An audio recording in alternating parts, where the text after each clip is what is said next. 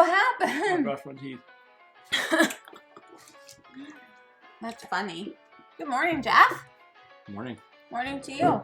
Do you think people will notice that we're wearing the same things that we wore on our Tuesday video? Yeah. What do you do with my stuff? Well, can I go get mine then? What? No, it's not. See how nimble I was there? So nimble. Today I asked Jeff, because he was like, I'd like to sit cross-legged in my chair. And I was like, can you even cross your legs? The answer is no. You can't. Do you want to know what I noticed? Albie's chewed off this side of every sweater that we have with drawstrings. Yeah. Just this side. Freaking cat, man.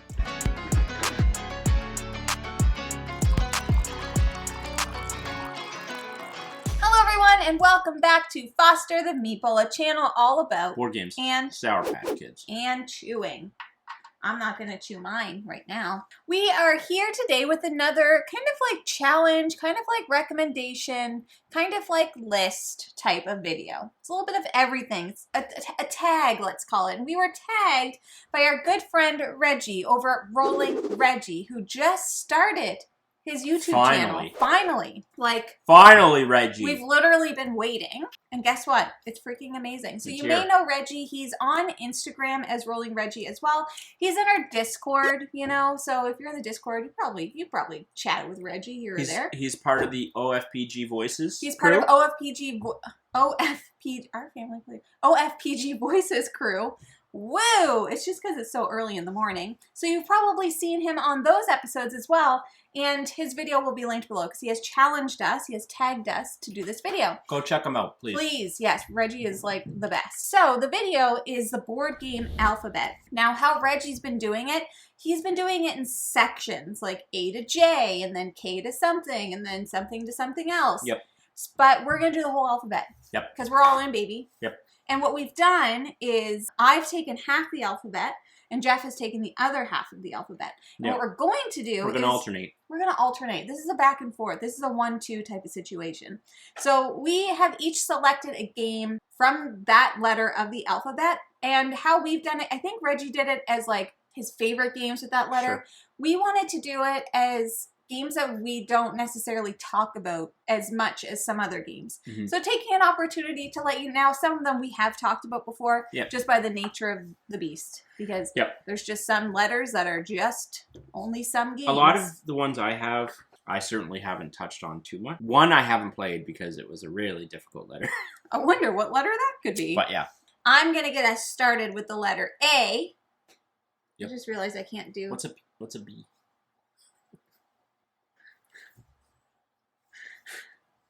This is why Jeff and I were never cheerleaders. Jeff was can't even asked. cross his legs. I was asked, but I declined. I could not picture you as a cheerleader. Why? Give me a J. J. Give me an E. E. Give me an F. F. Give me another F. F. What's that spell? Jisk. Nice. Max, Okay. Max will like that one. Yeah. For A, the game that I have picked is actually a new game, and it's called Acropolis. And this is from Hachette Games. So Acropolis is a really interesting tile placement, like city builder type of game. You're building out, but you're also building up. The way that you do it and the way that you score is based on the tiles that are kind of around you, based on the color tile that you're placing or the type of tile that you're placing. There's also like, is it fountains that you're placing out? Yeah, I can't remember if it's fountains or monuments, but yeah. Monuments. Something like that. And it's just a game that honestly, I feel like we haven't really played. I know like Ginkopolis is the only thing that I can think of that's Llama Llamaland also is kind of similar where you're building up. But this is just like a really fun, puzzly tile placement game. It's cute. It's relatively quick. Yeah, I think it's like a better intro level to games like... I think you'd play this and then maybe go to Ginkopolis. Yes, I totally think a little agree. bit less complexity to Ginkopolis. Mm-hmm. Really cool because all the little sectors of the city have different like scoring objectives. Yeah. Like some want to be surrounded by specifics. Other district types, some want to be right on the edge of the district. It's cool. I like it. I have B. B. Aggressive. And I have B. chosen... E. Aggressive. We're Again, going to be cheering this whole time. I've chosen a game Mm-hmm. that we recently talked about off camera with our friends, Nick and Mike over at Brothers Smurfs. Have you heard of them? And that's Baseball Highlights 2045. Mm-hmm. Baseball Highlights 2045 is from Eagle Griffin Games, and it is a deck builder. and you are playing baseball. And it's really cool because there's different types of players. There's naturals, which are like humans that are just really good at baseball. There's cyborgs, and then there's robots, I believe, if I remember correctly. It's been a hot minute since we played this bad boy. Jamie's not a huge fan. It's confusing. The base running in the game is confusing.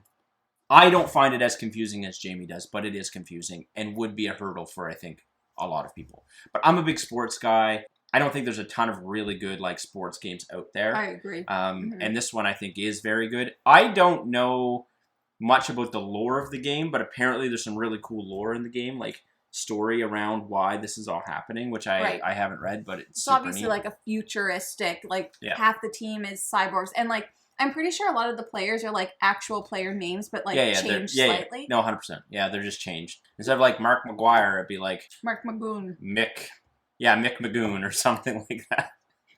It's not that. Mick Magoon. Next up is the letter C.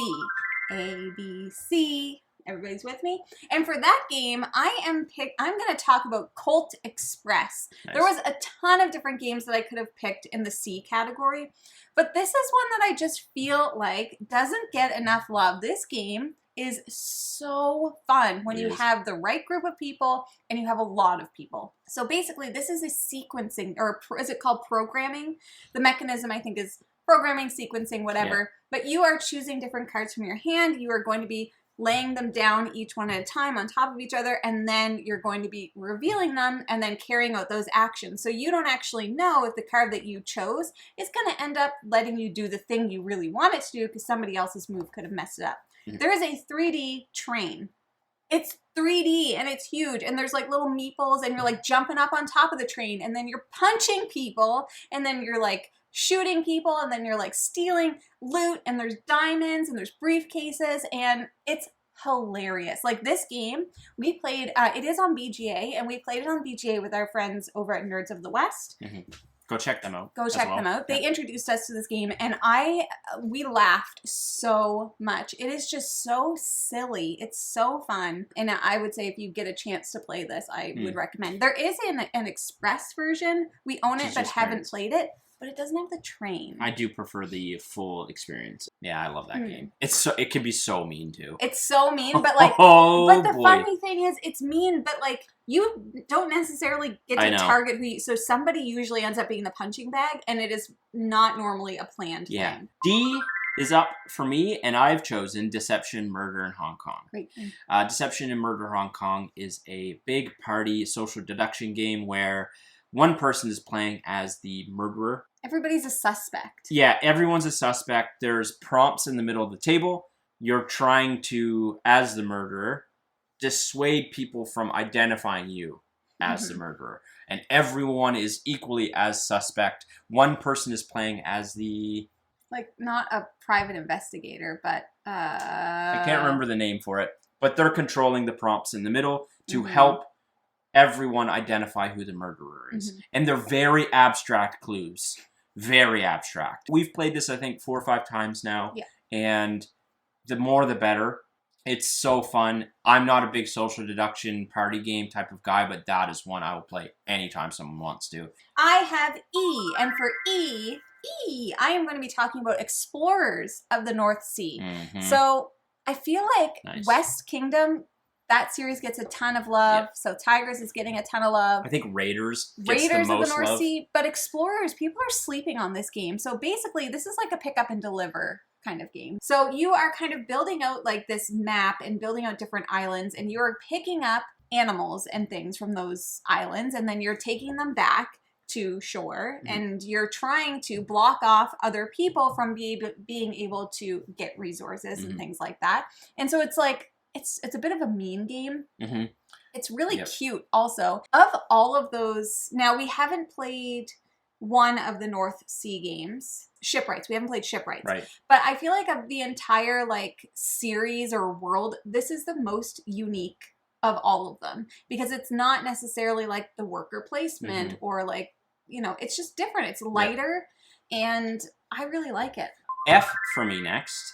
And I've chosen a Friedman Freeze game called Fine Sand.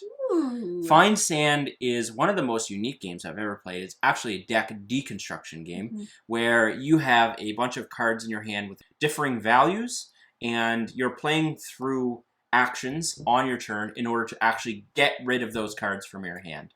And you're doing that by paying to play sand castles. You also have a mechanic where if you do certain things, you can actually pass one of your cards to a neighbor. We've just fallen in love with Friedman Freeze games, and this was really, really unique and one I very much enjoyed playing and think it needs a little bit more love. My next one for the letter G is Ghost Stories. We actually do have a full playthrough on this from like last year sometime, I believe. Ghost Stories is a bit of like a, not overly complex, but it does have its complexities within it. But essentially it's like, I guess, tower defense. You have all these ghosts, and the ghosts are coming in at you, and you are trying your village, and you are trying to defeat the ghosts.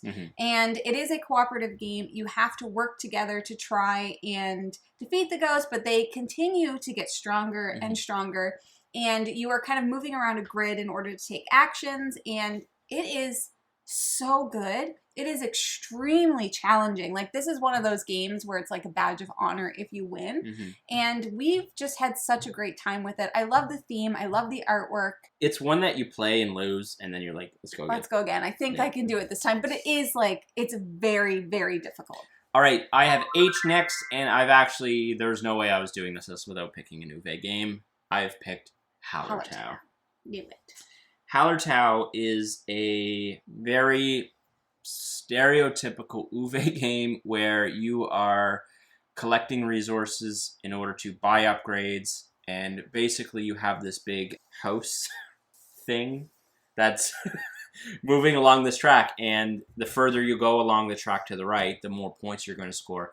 But in order to do that, you have to pay resources and also clear out sections of this track in order to be able to move your house to the right. It's got a really, really unique resource manipulation track where you have a certain amount of resources and then it kind of degrades over time, and it can go up and down and all of these things. It's one of the most unique kind of like Uwe games that I've played that fall in that similar realm of like Agricola, Caverna. Very unique and yet still very Uwe. Yeah. Me, I have the letter I, and for this one, I have picked the Isle of Skye. With an E. You thought that I was going to say Isle of Cats, didn't you? And this is From Chieftain to King, the Isle of Skye from Chieftain to King. So the Isle of Skye from Chieftain to King is a tile placement game, but it also has a bidding mechanic. Okay, so you're building out your little Isle of Skye, your little island, basically, with the roads and the waters and the grass and all that stuff.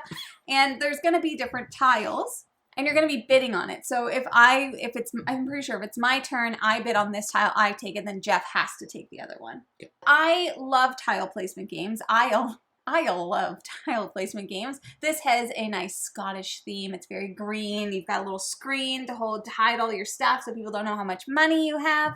And I just think it's really fun. All right, next up for me is J, and I have chosen Junk Art.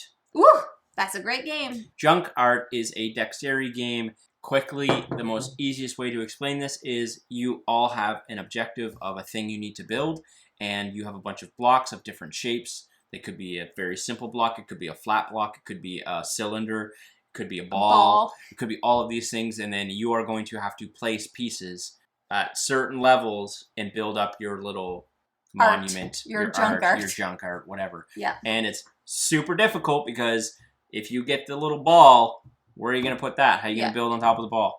And there's like different it's like mini games almost. There's different ways you can play this game. Like in one mode, like you would play a piece and then you'd move to the left and play a piece on your opponent's. Passing pieces. And then you could pass pieces. There's a ton of variability in this game. Junk Art is just super, super fun. Silliness, and I do think a really, really good intro game to people that aren't into board games. Oh my god, you could pull out anyone and have a good time. Next up is K, and for this I have picked the key Theft at Cliff Rock Villa, because we're just pretending the word the doesn't exist. I was going to say, is this a T game or a K game? It's a K game. Anyways, this is an entire series of games from Habba where you're solving a mystery. So we had the chance to play this at PAX not this past one, but the previous one. And basically you have a bunch of cards that are sprawled in the middle and you are trying to solve the mystery. So there's different suspects that could have committed the crime, the theft at Cliff Rock Villa, and you are trying to figure out, rule them out. So one thing might say, well, it definitely was past this time, but before this time. So then you know that a specific time that it could be.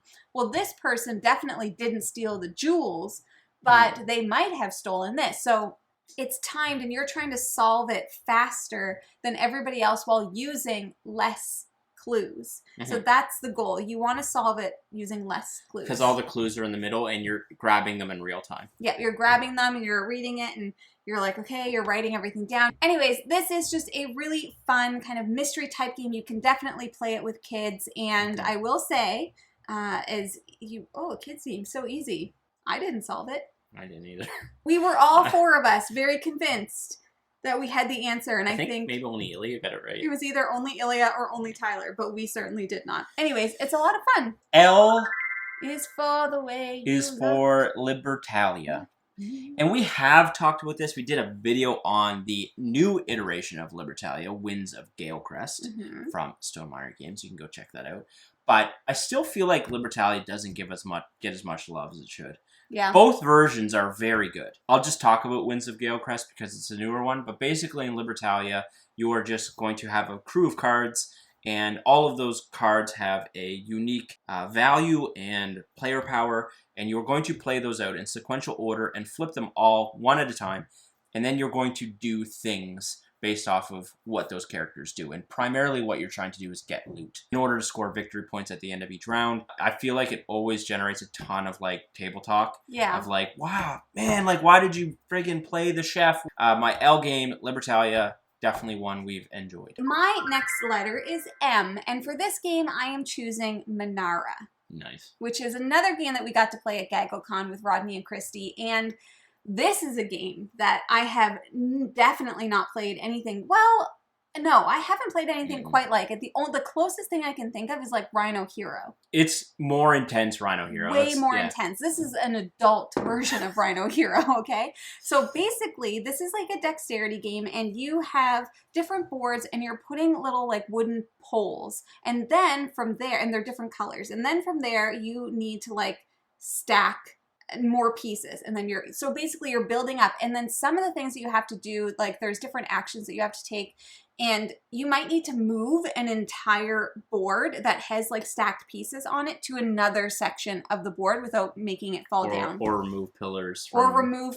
And it's just, they have this at the Board Game Cafe, and I've seen it so many times, and we have not gotten it, and I regret it. Like, we need to buy this game. So, like, just talking about it now, I'm like, this game... Every time we're there, I'm like, are you sure you don't want to get it? And you always say no. I should have said so, yes. Whatever. It is just so fun. When we played, we got to, like, 5 levels. It was impressive. It was. Next up for me is N, and I did pick a game that we have chatted about on and off on the channel, but it's one we both love. It was on my top 50. That is Niroshima Hex. Yeah. Niroshima Hex is, in my opinion, you can play it at higher than 2, but I think is a very, very good 2-player skirmish game with not a lot of fluff to it. Yeah. It's just a board and some hexagonal tiles and some asymmetry, and that's it. So there's a ton of different factions you can play in this game, and ultimately all you're trying to do is destroy the other person's base. And each faction plays completely differently, but Niroshima Hex is just, I think, a very accessible skirmish game that doesn't give you miniatures and objectives. It's just a straight-up battler, and one we've had a blast with. Yeah, it's great. I want to play that again soon, too. My next letter is O, and for this, I have picked a new favorite called Oh My Brain. I have it right here. I take it everywhere with me. This game is new. I don't think it's quite out yet. If it's not out yet, it's coming out very, very soon. And this is just like a simple card game. You start off with 9 brain tokens. Everybody has 9.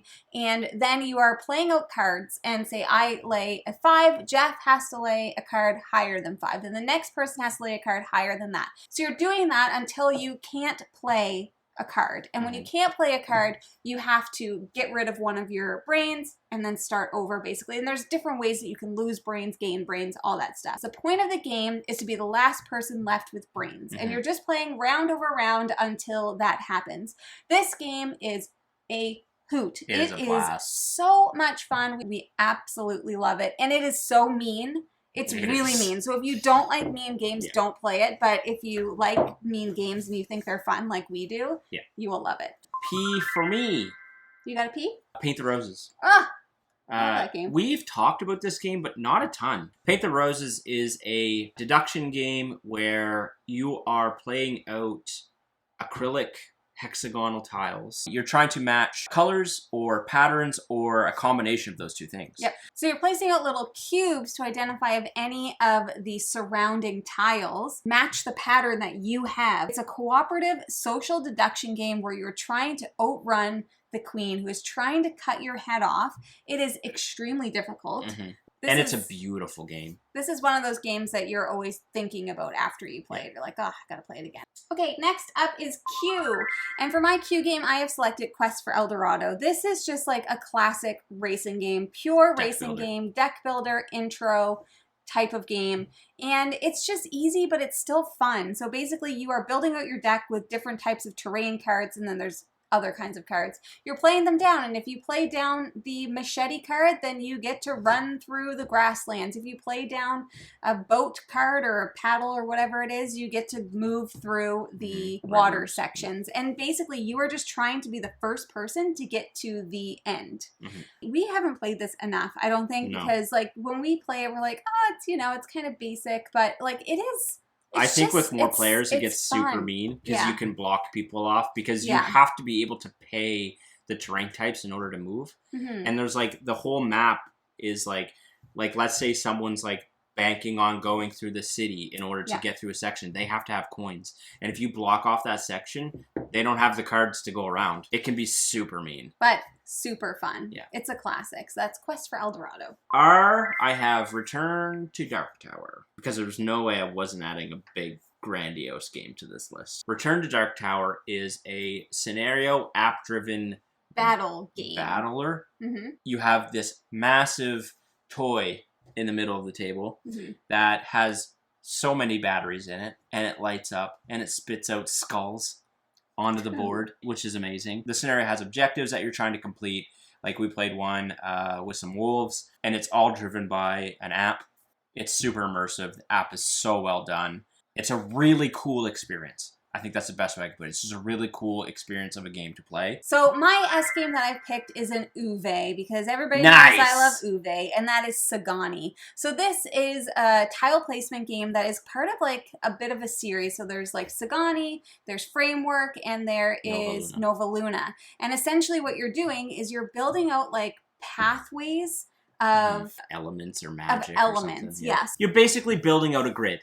And if those colors point to a different tile of that same color type, you then are able to complete that tile, put pips on it, and score the victory points. Yes. So, like, it doesn't matter if the tile's here, but if it points blue to the top right, and then you are able to put a blue up in the top right, that will complete that that part of the tile. As long as the arrow's pointing in the right direction. And then you get to flip it over, and there's, like, a monster with points on it. My T, there were so many options, but I've chosen Turn and Taxis. Turn and Taxis. A game Jamie I don't think likes very much. I don't understand. Turn and Taxis is a route building game that I don't fully understand yet. I've only played it on BGA. We do have a copy. It is a route building game where basically you're going to have city cards and a bunch of roads that you need to connect these cities to. So on your turn, you can basically either draw a city card, play a city card. Depending on your ability, you might be able to do both. And you're just trying to build out routes in order to score victory points. Yep. My U, I have picked Ukatoa. Now, this is a game that we played last year with my brother Zach, and it is a 3-player minimum game. It's a very interesting and very unique game where you have your little people and you're moving them around. It's like a spiral board. It's like a spiral board, and you are trying to get to the end. Get to the end. Without dying. Without dying. But there's certain things that will happen. There's a monster. There's a monster. There's different things that will trigger based on what the other players are doing. There's definitely a mean element to this game. Yeah, it is boy. super mean. I believe we had this on a board game weekend, so you can watch us kind of play it. But It was so good. it is. It gets crapped on a little bit, I think. Yeah, I think a lot of don't people really don't know like why. it. I find it it's really unique. It's really interesting. It's fun. It's silly and it's super mean. Yeah, because like the monster can like take a swipe at certain areas and like knock you off the board and stuff. And you're just like done. My next one we have talked a ton about, and I don't apologize for it because I'll take any chance to talk about it. And that is Vast. And I haven't picked either of them. So there is a Vast Crystal Caverns or Vast Mysterious Manor. We've only played Crystal Caverns. Caverns. We haven't played Mysterious Manor, but I do want to play Mysterious Manor ASAP. It's as asymmetrical. I'm speaking from Crystal Cavern experience here, not Mysterious Manor, but I'm assuming Mysterious Manor plays the same way. Yeah, I think so. It's asymmetry in its purest form. That's it. You're attacking one other person. The sole objective that each player has is to defeat another person. That's it. That's the game. I mean, if you don't like mean games, probably one to avoid. Can you tell that we like given the objective is literally to defeat another person? Okay, my W is a new game from Button Shy, as if I was going to have a list with a little Button Shy game. And that is called Wild Tales, A Pirate Legacy. This is a solo. Technically, you could play it co-op, but I think it's probably best solo. It is a 18-card legacy game where you are playing as pirates and you are going on different missions to beat objectives so that you can defeat certain rebels or villains or bad guys, and then you're progressing. I think I'm on chapter 4 now, and it has just been such a delightful experience. It is definitely challenging enough for something that I want for a solo game. Wild Tales, I'm not going to say anything more about it because obviously it's a bit of a legacy game. I had X. And I haven't played any X games that I could think of. So I chose Zaya, Legends of a Drift System, which is a game I desperately want to play but do not want to buy because I do not want to fork over that kind of cash. I have Y, and for my Y game, I picked Yak because I think that's the only Y game I've ever played. But it's also a very cute game. It's like a resource gathering, and then you're building out a structure. You're building out like, not a temple. It's like a little temple. Like a little temple. Yeah. And it's like a toy, this game. So there are different yaks, and they're pulling these wagons that have resources, and every turn they're going to move. So you're either exchanging with those resources, taking some resources, putting them in the middle in order to gain stones, in order to build your structure. Yeah, because they're all different colors, and you have to build a certain pattern of stone colors in your temple. Exactly. It's so cute. This is a great game to play with kids. Yeah. This is one of those games you get on the table to kind of get people to be like, wow, like, what is that? What is that game? Yeah, that is Yak. I had Zed. Yep. Z. I know I've played no Z games. Zombicide. But I wasn't going to pick Zombicide. I picked Zorro the Dice Game. Yep. It's a game we played forever ago with Zach, Jamie's brother. And it is really just a dice roller where you're trying to get sets of certain icons in order to defeat other players. Yeah, you're like triggering different abilities. There's like abilities that you can do and objectives that you can complete, and you're basically just doing that by rolling dice. There is a dice manipulation element to this. I did enjoy it. It's just we don't own it and haven't played it since. But we don't play a lot of Zed games. Don't play. I was like Zularetto, haven't played that. No. Zombicide, everyone talks about Zombicide. That is the entire list with some game recommendations, games we have played, and all that good stuff from A to Z. Now, I would love to know down below, what are some games that you would recommend from the alphabet? We would love to know.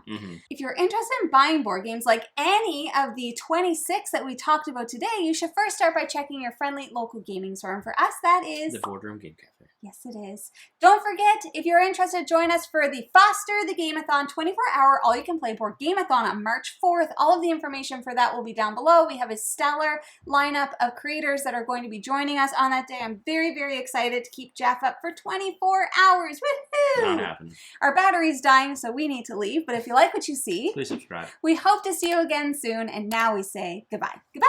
Later days. Woo! We got really fast at the end. We should always film like our battery's dying.